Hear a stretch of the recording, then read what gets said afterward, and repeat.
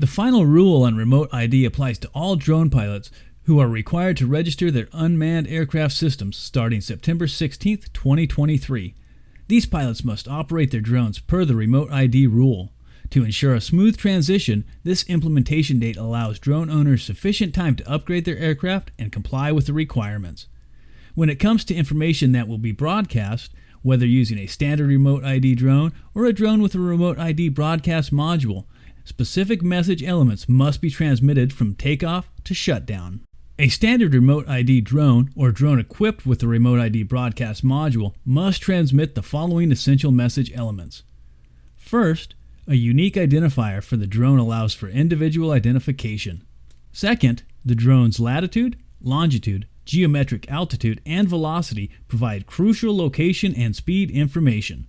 By broadcasting these message elements, drone pilots contribute to a comprehensive understanding of the airspace, enhancing safety and coordination among all stakeholders.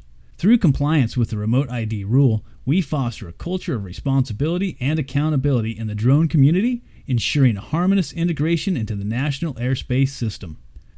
Upgrade your drone, embrace remote ID, and join us in creating a safer and more collaborative airspace environment for all.